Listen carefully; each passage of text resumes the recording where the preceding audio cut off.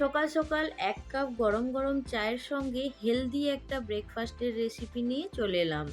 আজকের রেসিপিটা মাখা বেলার ঝামেলা ছাড়াই বানিয়েছি। আপনারা দেখলেই অবাক হয়ে যাবেন, একদম কম সময়ে বানানো যাবে, খেতে কিন্তু দুর্দান্ত স্বাদের হয়। আর এটা বাচ্চাদের টিফিনে দিলে বাচ্চারাও কিন্তু খুব খুশি হয়ে খেয়ে নেবে। নমস্কার, কেমন আছেন সবাই? আশা করছি সবাই খুব ভালো আছেন, সুস্থ আছেন। মৌসুমী রকমারি রান্নাতে আপনাদেরকে আবারও একবার অনেক অনেক স্বাগত। প্রতিদিনের মতো আজও একটা হেলদি রেসিপি নিয়ে চলে এলাম আপনাদের কাছে। তো এই হেলদি রেসিপিটা বানানোর জন্য সবার প্রথমে এইখানে আমি 4টে ডিম ভেঙে নিচ্ছি। আজকের রেসিপি যদি আপনাদের ভালো লাগে তাহলে অবশ্যই একটা লাইক দিয়ে দেবেন। আর যারা আজকে প্রথম আমার চ্যানেলে ভিজিট করছেন, আপনাদেরকে যদি এই রেসিপির কোনো অংশ ভালো লাগে তাহলে আমার চ্যানেলটা সাবস্ক্রাইব করে আমার পাশে থাকবেন। এইখানে দেখুন 4টে ডিম ভেঙে নেওয়ার পরে আমি এর মধ্যে স্বাদ মতো নুন দিয়েছি। আর কিন্তু এর মধ্যে কোনো কিছুই দেব না। খুব ভালো করে এটাকে এখন ফেটিয়ে নিচ্ছি। খুব ভালো করে দেখুন ফেটানো হয়ে গেছে।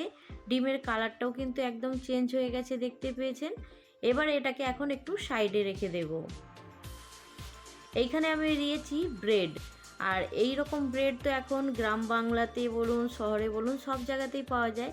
তো এই ব্রেডটা দিয়েই আজকে রেসিপিগুলো বানাবো। তো ব্রেড এইখানে আমি দেখুন দুটো খুব ভালো করে এখন কেটে নিচ্ছি। তা আপনারা আপনাদের পছন্দ মতন সাইজ করে কেটে নিতে পারেন। আমি এইখানে দেখুন ত্রিকোণাভাবে কেটে নিচ্ছি ব্রেডগুলোকে। আর এই ত্রিকোণাভাবে কেটে নিলে দেখতেও বেশ একটু সুন্দর লাগে। তো সেই জন্য আমি এইভাবে ব্রেডগুলোকে এখন কেটে নেব। কেটে নিয়ে ফিরে আসছি। এগুলো যদি বাচ্চাদের টিফিনে দেয়া হয়, বাচ্চারা কিন্তু খুব আনন্দ করে টিফিনগুলো খেয়ে নেবে। আমার এখানে সব ব্রেডগুলো কাটা হয়ে গেছে। তো চলুন, আর এইগুলো বানানোর জন্য খুব বেশি সময়ও কিন্তু লাগবে না। একদম কম সময়ে, সকালবেলা তাড়াহুড়োর সময়ে এইগুলো যদি বানানো হয় খুব সহজে বানানো হয়ে যায়। যখন সন্ধেবেলা হালকা খিদে পাবে তখন কিন্তু এইগুলো বানিয়ে খেলে খুব ঝটপট যে বানানো যায় সেটা দেখলেই আপনারা অবাক হয়ে যাবেন। কিন্তু খুবই সুস্বাদু হয় খেতে। তো এইখানে দেখুন একটা প্যানের মধ্যে অল্প একটু তেল দিয়েছি। খুব বেশি তেলও না দিয়েও কিন্তু এটা হয়ে যাবে। এইখানে দেখুন এই ব্রেডের একটা স্লাইসকে নিয়েছি আর ডিমের গোলার মধ্যে ডুবিয়ে নেওয়ার পরে একটা কাঁটা চামচের সাহায্যে এইভাবে কিন্তু তেলের মধ্যে তুলে দিয়েছি। এবার একটা একটা করে এইখানে 2 থেকে 3টা দিয়ে দেব।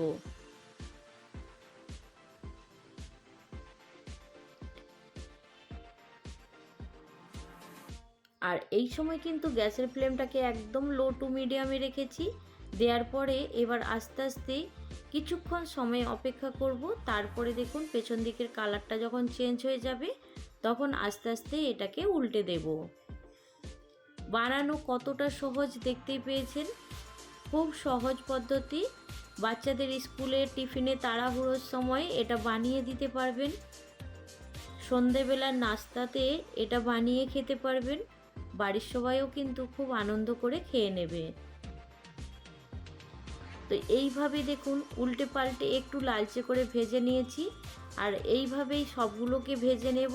তারপরে আপনাদেরকে দেখাবো আমি ওপর থেকে হালকা একটু গার্নিশ করে কতটা সুন্দর লাগে দেখতে। এগুলো আমার ভাজা হয়ে গেছে। এখন এবার প্লেটের মধ্যে তুলে নেব।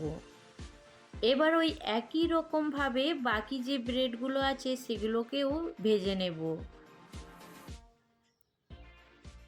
তা আজকের রেসিপিটা যে কেউ দেখলে একবার দেখা মাত্রই বানিয়ে নিতে পারবে।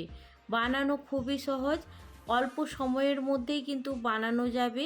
বাড়িতে কোনো অতিথি আসলে তাকেও কিন্তু ঝটপট এটা বানিয়ে দেওয়া যাবে। খুব কম সময়ে বানানো যায়। আপনাদের সঙ্গে কথা বলতে বলতে আমার সব ব্রেডগুলো কিন্তু সুন্দর করে ভাজা হয়ে গেছে। এবার এইগুলোকে প্লেটের মধ্যে একটু সাজিয়ে নেব। তা আজকের রেসিপি আপনাদের কেমন লাগলো জানাতে কিন্তু একদম ভুলবেন না। ভালো লাগলে অবশ্যই একটা লাইক দিয়ে দেবেন। এইখানে দেখুন এবার এই ব্রেডের মধ্যে ওপর থেকে আমি একটু গোলমরিচের গুঁড়ো ছড়িয়ে দেব। ব্ল্যাক পেপার, যেটা আমরা বাড়িতে প্রায় থাকে সবাইয়ের। তো অল্প করে যদি এইভাবে ব্ল্যাক পেপার দেওয়া হয় খেতে কিন্তু বেশ ভালো লাগবে। ওপর থেকে একটু চিলি ফ্লেক্স দিয়ে দিয়েছি। তারপরে এবার একটু হারা ধনিয়া পাতা এইভাবে দেখুন গার্নিশ করে নিয়েছি।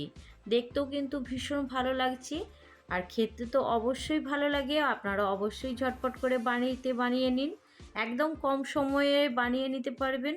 এইরকম একটা রেসিপি আপনাদের সঙ্গে শেয়ার করলাম। তো চলুন আজকের রেসিপি এইখানেই শেষ করছি। পরবর্তী রেসিপি নিয়ে খুব তাড়াতাড়ি আরও একটা নতুন ভিডিওর সঙ্গে দেখা হবে। সবাই ভালো থাকবেন, সুস্থ থাকবেন, বাই।